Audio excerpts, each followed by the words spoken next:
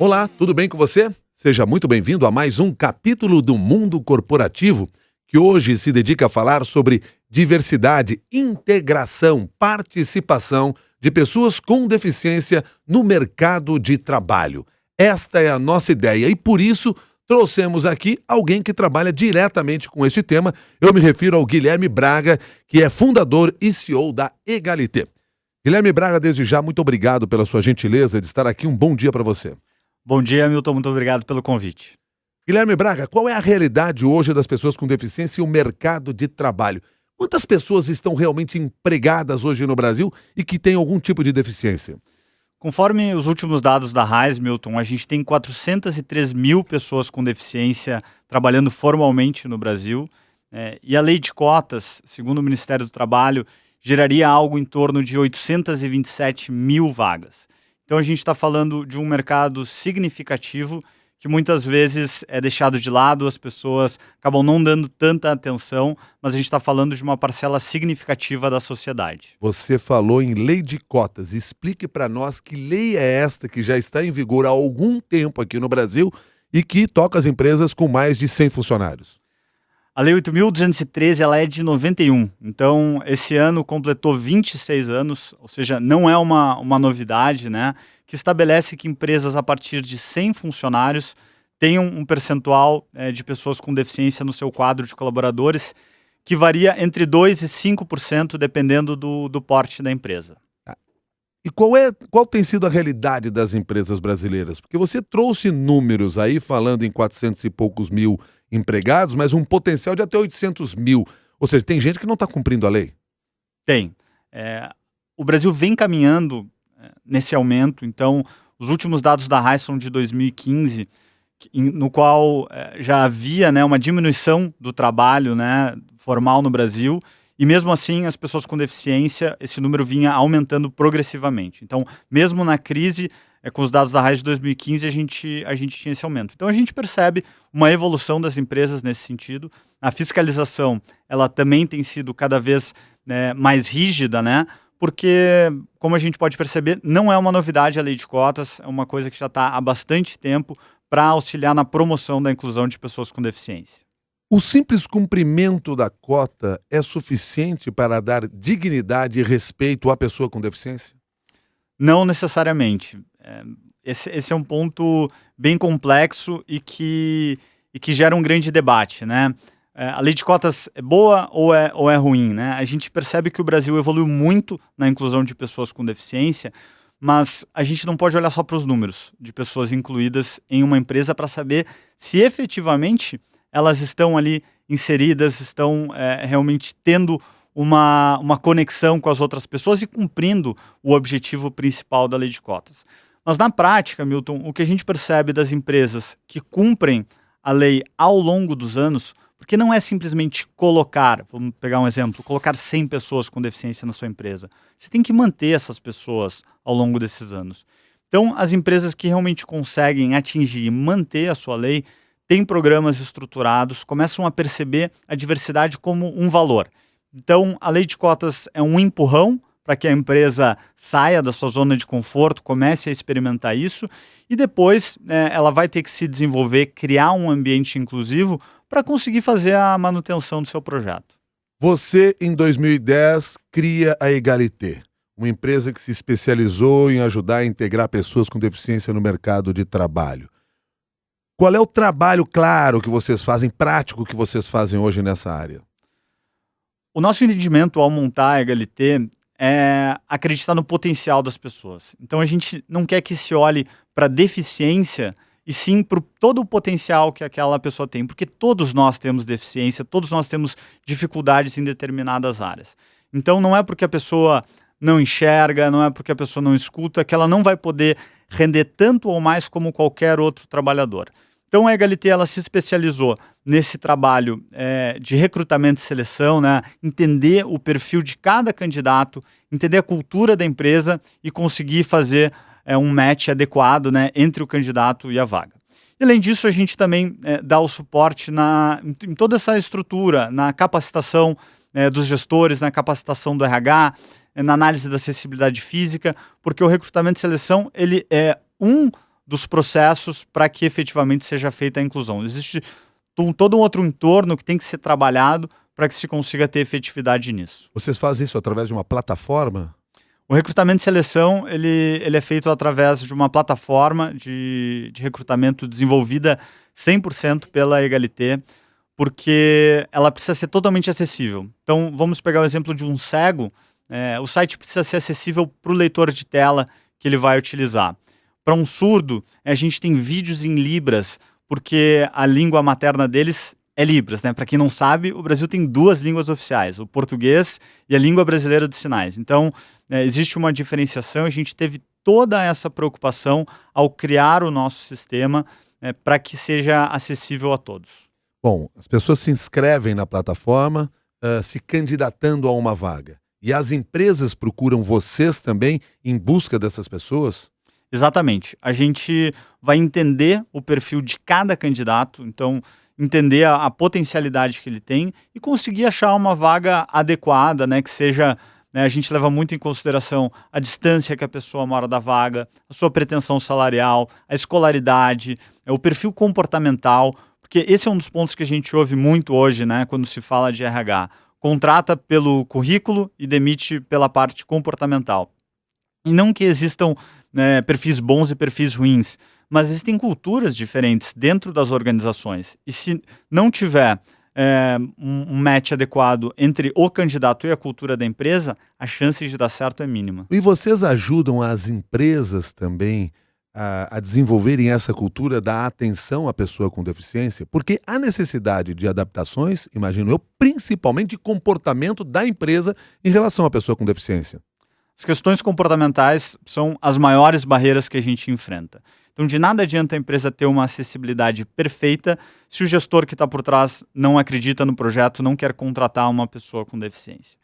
A gente enfrenta um mercado muito competitivo hoje, a realidade do Brasil ela é dura e a gente tem equipes cada vez mais escassas, né? Então, hoje, falar em aumento de quadro é uma grande dificuldade dentro das empresas. Então, o que a gente precisa é que esse gestor entenda que uma pessoa com deficiência não é um problema para ele. É uma grande potencialidade que ele tem na mão e que isso realmente pode trazer grandes benefícios para a sua equipe. Existem diversos estudos que vinculam o grau de diversidade da equipe com o resultado que ela gera. Então, quando se começa a entender isso, se percebe realmente uma mudança. Mas é um tema relativamente novo, se falando de Brasil principalmente, então a gente tem um trabalho grande de conscientização e capacitação dos agentes envolvidos na inclusão de pessoas com deficiência. Aliás, por que você e a sua equipe decidiram entrar nessa área, desenvolver a Egalité? Bom, eu tive uma vivência, eu fiz um intercâmbio quando estava no ensino médio e morei nos Estados Unidos durante um tempo. Aqui no Brasil eu não tinha nenhum contato praticamente com pessoas com deficiência. Quando eu fui para lá, eu enfrentei uma realidade totalmente diferente. Eu tinha vários colegas com deficiência, me aproximei dessas pessoas e fiz grandes amizades. E você teve dificuldade lá nesse relacionamento com as pessoas? Você teve dificuldade de se adaptar a essa realidade ou não? Nenhuma. Inclusive eles eram muito solícitos, né? Eu era um estrangeiro, numa outra língua, estudando lá, então as pessoas sempre foram muito solícitas, me ajudaram bastante nessa minha adaptação lá nos Estados Unidos. Quando eu voltei para o Brasil, pareciam que as pessoas com deficiência tinham sumido do meu entorno. Eu não encontrava elas na escola, depois quando eu fui para a faculdade elas também não estavam lá, e comecei a estudar para entender o que acontecia, se tinha um número muito diferente, né? E não é. Segundo a ONU, a média mundial é de 15% de pessoas com deficiência. A gente está falando de 1 bilhão de pessoas no mundo. E com a lei de cotas, se tinha uma grande oportunidade de promover a inclusão de pessoas com deficiência. Então, a Egalité foi criada com esse intuito de... vem do nosso nome, né? Igualdade em francês, de gerar igualdade de oportunidades e deixar que as pessoas demonstrem todo o seu potencial. Mas aí você decide montar a empresa. Com quem você montou, como é que você montou, quais foram as necessidades para que isso se realizasse? A ideia da empresa surgiu durante a faculdade. A minha formação é em Direito, então foge ainda um pouquinho do padrão, né? E surgiu o primeiro torneio empreendedor da PUC lá no Rio Grande do Sul e eu resolvi me inscrever. Não tinha nenhuma ideia ainda, mas resolvi me inscrever. Faltando uma semana para o prazo final, eu assistindo uma palestra sobre direito do trabalho, consegui conectar todas essas vivências e aí surge então a ideia da EHLT. Isso aí foi em 2007, eu passei durante 2 anos estudando mais sobre o tema, tinha um grupo de pessoas interessadas que ajudou bastante nesse início, e aí em 2010 a gente efetivamente começa as nossas operações, e já no primeiro ano a gente tem clientes como a Gerdau, como a ThyssenKrupp de elevadores, como a Oi, e a gente começou a entender todo o potencial que existia. A gente começou pequeno, numa atuação local, e com o passar do tempo fomos aumentando. Em 2013 a gente abriu um escritório em São Paulo e hoje a gente atende a nível nacional, já tendo incluído 4.000 pessoas com deficiência em 16 estados do Brasil. Quantas empresas receberam já pessoas com deficiência a partir desse trabalho que vocês realizam? Mais de 300 empresas. Isso em todo o Brasil? Em todo o Brasil. Portanto, em qualquer local do Brasil, uma empresa estiver interessada ou pessoas com deficiência queiram se beneficiar desta plataforma, elas podem se inscrever. Exatamente. E um ponto importante, foi uma das coisas que a gente definiu lá no início da empresa, que a gente nunca ia cobrar nada das pessoas com deficiência. Então, todos esses serviços de apoio que a gente dá, de capacitação para as pessoas com deficiência, que a gente tem uma plataforma de cursos online sem nenhum custo, e também todo o suporte que a gente dá no recrutamento e seleção para as pessoas com deficiência, não tem nenhum custo. Como é que você se mantém? Qual é o modelo de negócio? É através do serviço das empresas. Então, as empresas vão pagar uma taxa, né, pelo recrutamento e seleção e pelos serviços de consultoria, de certa forma, muito semelhante como outras empresas de RH. E é suficiente para se manter. Vocês tiveram investidores estrangeiros? Vocês tiveram algum capital que ajudou vocês nesse processo? Ao longo desses anos, a gente já captou diversos recursos de subvenção, com o FINEP, com o SEBRAE, por esse modelo inovador e pela tecnologia que a gente desenvolveu. No final do ano passado, a gente recebeu um aporte da Cital e Finanças do Bem, que é um fundo aqui do Brasil que investe só em empresas de impacto social, ou seja, empresas com fins lucrativos, mas que o seu trabalho esteja alinhado com um propósito. O Rogério quer saber aqui o seguinte, o Rogério quer saber quais foram ou quais são os resultados que empresas que aceitam a ideia da diversidade com a inclusão de pessoas com deficiência, quais são os resultados que essas empresas costumam alcançar? E imagino que ele pergunta isso com base no que você falou lá no início da nossa conversa, quando você disse que há pesquisas que mostram que há desempenhos melhores nas empresas. Então, qual é o resultado e por que esse desempenho? Vou contar o case de uma empresa de varejo, que é o nosso cliente.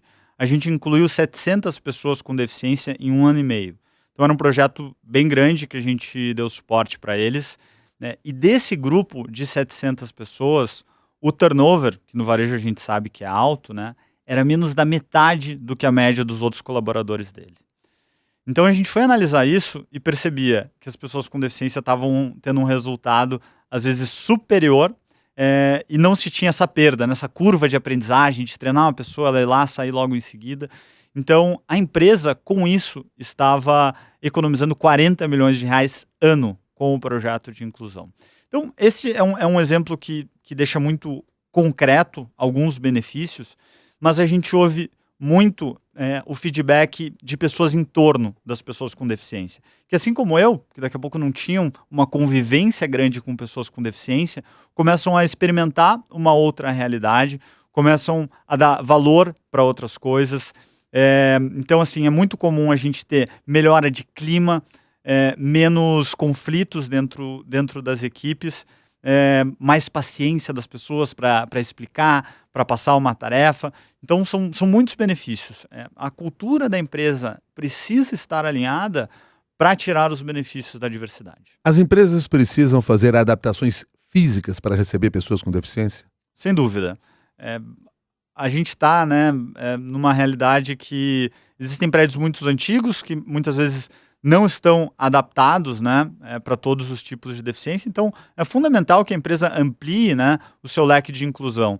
A gente não pode restringir, dizer, olha, eu só posso incluir deficientes visuais, eu só posso incluir deficientes físicos. O interessante é que a empresa realmente olhe como um todo e não foque na deficiência, e sim no potencial do candidato. Eu estou procurando candidatos, eu estou procurando um perfil, não um determinado tipo de deficiência. Talvez porque também seja interessante que a empresa comece a pensar que ter um espaço acessível não é um espaço acessível apenas porque tem uma pessoa com deficiência. O espaço acessível é acessível para todas as pessoas, tem de ser acessível a todas as pessoas. Exatamente. É um dos princípios, né? Então, as pessoas querem ter autonomia e segurança para poder circular livremente. Então, vamos pegar um exemplo, né? De pessoas que têm uma dificuldade, os cadeirantes.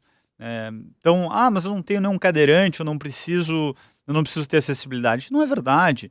Né? Você pode ter um cliente, você pode ter um fornecedor. Eventualmente, você pode ter uma pessoa da sua equipe que não tem uma deficiência, mas que vai estar com uma mobilidade reduzida, temporária, né? Se machuca jogando futebol, fica ali durante um tempo engessado. Então, a gente precisa dar valor para esse tipo de coisa, porque, segundo o censo do IBGE, 45 milhões de pessoas no Brasil têm algum tipo de deficiência. Então, é um público bem considerável que às vezes ficam esquecidos. Guilherme, existe algum tipo de deficiência que tem maior dificuldade para conseguir vaga no mercado de trabalho? Algum tipo de deficiência que o mercado de trabalho aceita com maior dificuldade? Quando a gente fala de deficiência severa, seja ela física, auditiva, visual, intelectual, vai necessitar um apoio maior da empresa. Hoje, um grupo que tem uma dificuldade de entrar são os cegos. E a gente tem cegos extremamente qualificados, que poderiam desempenhar diversas funções e às vezes ficam esquecidos no mercado de trabalho. Mas eu falo dos cegos e eu não posso dizer que é só isso, né? Existem todas as pessoas que têm alguma deficiência mais severa, normalmente uma dificuldade maior. Eu até imaginava que você me diria que era o deficiente intelectual que sofria aí a maior barreira, talvez, para ser contratado. Mas você está mostrando que o deficiente visual, o cego, é que tem essa barreira? O cego, ele tem hoje, eu tô falando da experiência da HLT, né? Claro. Tem uma dificuldade maior, porque se imagina que a adaptação que precisa ser feita é muito grande. Na verdade, não é. Muitas vezes, hoje a gente passa o dia inteiro usando o computador, né? Para a pessoa utilizar as ferramentas comuns, que é a internet, e-mail, o pacote Office, ele vai utilizar um leitor de tela, que é um software livre, que não tem nenhum custo. Chega com um pendrive e em 2 minutos está instalado e funcionando. Vai precisar de um fone de ouvido para poder fazer isso. A deficiência intelectual, a gente percebe o trabalho muito grande das empresas para conseguir inserir, em, às vezes, atividades mais operacionais, que vão conseguir fazer de uma forma super tranquila. Então, existem vários projetos de empresas que estão se adaptando, e aí, para incluir a deficiência intelectual, o mais importante é a capacitação das pessoas que estão na volta. Elas precisam estar preparadas para receber esse público, para saber como lidar. É uma linha tênue, às vezes, né, entre super proteger e não dar as condições necessárias, não entender qual que eventualmente é a dificuldade que a pessoa vai ter. Então, esse trabalho, né, de preparação é fundamental. Queria aproveitar aqui para registrar mensagem do Felipe Gottens, que diz a Egalité mostrando a importância da inclusão social sustentável e com lucro, e o Marcos Valério, que manda para cá o seguinte: sou cliente de algumas empresas que possuem funcionários com certo tipo de deficiência. Em todas, fui e sou muito bem atendido. Uma dica para empresas que não têm essa cota: contratem estes funcionários, porque vocês vão perceber o resultado, pois além de ajudar o deficiente, o atendimento para clientes que possuem deficiência também faz diferença. Todos, porém, todos são capazes, diz aqui o Marcos Valério. Essa é a experiência que vocês têm no dia a dia, pelo visto. Com certeza. E o que a gente precisa entender é que pessoas com deficiência são pessoas. É uma parcela da sociedade. Então, quando o gestor está contratando, ele tem que entender que existe um percentual de chance de dar muito certo, e um percentual de chance de também, às vezes, não dar certo, que é o normal. Pessoas entram e saem, a gente vai buscar fazer isso. E você está falando isso não só da pessoa com deficiência, porque qualquer profissional, quando é contratado, você só vai saber se dá certo ou não ao longo do processo. Exatamente. Então a gente não pode, né, criar essa visão, esse estigma de que todas as pessoas com deficiência são assim. São pessoas, todas as pessoas são diferentes. Então, que bom se você já teve uma ótima experiência com uma pessoa com deficiência. Vamos trabalhar para que se tenha mais, né? Mas se teve uma experiência negativa, às vezes os gestores têm resistências e criam uma generalização, dizem, não, todas as pessoas com deficiência são assim, né? E não é verdade. Então, eu estava comentando com você antes, né, da importância da cultura, ou seja, de ter uma adequação do perfil do candidato com a cultura da empresa. Então, às vezes não tem nada a ver com a deficiência da pessoa, e sim o perfil comportamental da pessoa com a cultura da empresa. Então, esses são pontos que são bem importantes de entender. E sobre a questão do atendimento, eu acho que esse é um ponto que as empresas de varejo ainda não estão explorando. O mercado de pessoas com deficiência é um mercado muito significativo, de pessoas que estão entrando no mercado formal, ou seja, tendo muitas vezes um aumento de renda, né? E as empresas não estão olhando para isso. Então, não criam mercados adaptados, não tem um atendimento específico para as pessoas com deficiência. Então, eu acho que, além de, obviamente, estar cumprindo o seu papel, que deveria ser a obrigação, atender bem, as empresas também perdem oportunidades, muitas vezes, de negócio. Guilherme, você falou lá no início da sua experiência, você disse que quando voltou para o Brasil, depois de um estágio lá de uma passagem pelos Estados Unidos, quando você volta para o Brasil, você não encontrou deficientes nem no mercado de trabalho, nem na sala de aula. Isso me deixou aqui com uma dúvida. Se a gente pegar a população de pessoas com deficiência, o nível de escolaridade, ele é menor, há prejuízo? Porque eu imagino, a barreira não é só no mercado de trabalho. A barreira deve ser em todo o processo de crescimento e desenvolvimento desta pessoa. A gente tem um problema de educação no Brasil grande. Então, ser para pessoas com deficiência também vai ser grande e às vezes com mais barreiras. A gente pega a escola pública, a gente sabe o quanto, né, escolas de ensino fundamental e ensino médio sofrem com a falta de recursos. Então, imagina fazer adaptações para uma pessoa com deficiência. Então, é natural que eventualmente existam barreiras maiores para as pessoas com deficiência. E um dos papéis da lei de cotas é exatamente tirar um pouco dessa desigualdade, né, de concorrência, digamos assim, que é enfrentado. Então, a gente percebe empresas cada vez mais entendendo que, se não existem pessoas com deficiência qualificadas para a função que eu estou buscando, é meu papel qualificar elas. Tem um projeto muito interessante que foi feito lá no Tecnopuc pela HP, em parceria com o Instituto Eldorado, que eles fizeram a capacitação de pessoas com deficiência para programação em Java. Programação em Java é uma dificuldade extrema de se achar no mercado de pessoas com ou sem deficiência. Então eles falaram, poxa, por que não qualificar as pessoas? Eles forneceram um curso sem custo nenhum para as pessoas com deficiência. E cada vez mais, na área de TI, se tem essa questão, né, de que a pessoa não precisa ter o curso de formação completo para conseguir ser um bom programador. Então, que esse seja o start para a pessoa conseguir entrar e se desenvolver ali. Então, foi um projeto de muito sucesso e aí essas empresas acabaram absorvendo os melhores, os que tiveram o melhor desempenho ao longo desse curso e geraram para o mercado pessoas mais qualificadas. Você citou Tecnopuc, da PUC de Porto Alegre, que é um centro de tecnologia, centro de conhecimento, que desenvolve uma série de ações aí bastante positivas. Exatamente. A Egalité, ela ficou dentro do Tecnopuc, passou pelo processo de incubação lá, então a gente esteve muito nesse meio tecnológico e de inovação, porque a nossa essência, ela não nasceu na tecnologia. A gente começou com a empresa totalmente offline, e a gente entende a tecnologia como um meio, né? Então, a tecnologia é o meio da gente conseguir gerar um impacto maior, né? Conseguir incluir mais pessoas com deficiência sem a necessidade de a gente estar fisicamente lá. Então, hoje a gente tem um escritório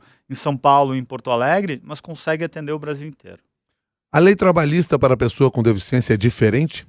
Não, é exatamente igual, tem os mesmos deveres e direitos. Por exemplo, uma pessoa com deficiência pode fazer home office numa empresa em que esta prática não existe? Olha, se for para beneficiar a pessoa, então vamos pegar o caso de uma pessoa que tem uma mobilidade reduzida, tem uma dificuldade extrema de locomoção. É uma prática interessante para a empresa flexibilizar e possibilitar o home office para essa pessoa. O que não é legal, Milton, é quando as empresas excluem as pessoas com deficiência. Então dizem, olha, todas as pessoas com deficiência vão ficar fora do nosso ambiente de trabalho. Porque isso não está cumprindo o propósito, né, da lei de cotas, que é gerar a inclusão das pessoas no mercado de trabalho e, consequentemente, na sociedade. Até porque também você não está sequer aproveitando todos os benefícios desta inclusão dentro da empresa que já foram citados, inclusive, na sua conversa aqui conosco. Bons exemplos, bons casos que podem ser contados aqui do Brasil. Olha, a gente falou sobre capacitação, né? O Serasa Experian é um case reconhecido nacionalmente, exatamente por fazer esse trabalho e conseguir fazer a inclusão. Um dos nossos clientes que a gente tem muito orgulho é a Sodexo, através do Djalma Scartesini, que está fazendo um brilhante trabalho, apesar do pouco tempo ali, que tem a diversidade no seu DNA. Então é um dos valores da Sodexo isso. Estão trabalhando muito forte para incluir pessoas com deficiência, mas também estão olhando para refugiados, também estão olhando para o público LGBT. Não existe nenhuma restrição quanto à idade. Então, é uma empresa que realmente tem isso como seu valor. Geralmente isso está relacionado à visão do líder da empresa? Sim, a gente percebe que a alta liderança tem um papel fundamental. Se ela não estiver engajada nisso, a chance do projeto dar certo é mínima. Às vezes tem empresas que nos procuram, normalmente é através da área de RH. E eles tentam empurrar para o resto da empresa, mas se não existe um patrocínio, se isso não está nas diretrizes da empresa, é muito difícil que aconteça. Você tem uma experiência internacional e você tem um conhecimento da realidade no exterior. É possível traçar um paralelo com o que acontece aqui no Brasil? Somos muito próximos na maneira de olhar essa questão ou não? Esse foi um ponto que, a partir de 2016, eu comecei a ter um contato muito grande com os Estados Unidos. A gente participou de um programa do Global Good Fund, um processo de aceleração lá. E eu fui em algumas instituições para fazer benchmark. Foi muito engraçado, porque 5 minutos depois do início das reuniões, invertia o jogo. As perguntas eram eles que faziam para nós. Então, hoje, o Brasil está à frente dos Estados Unidos na inclusão de pessoas com deficiência. A Egalité, no final do ano passado, recebeu um prêmio da Ruderman Family Foundation, sendo considerado uma das 5 principais iniciativas de inclusão do mundo.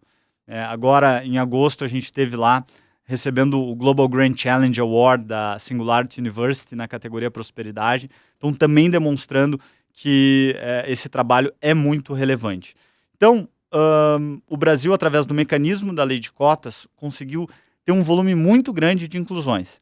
Aí, como a gente comentou, né, às vezes a qualidade não é expressa nos números, mas vem se trabalhando cada vez mais para essa melhoria. Então, em relação aos Estados Unidos, o Brasil hoje está na frente e é modelo.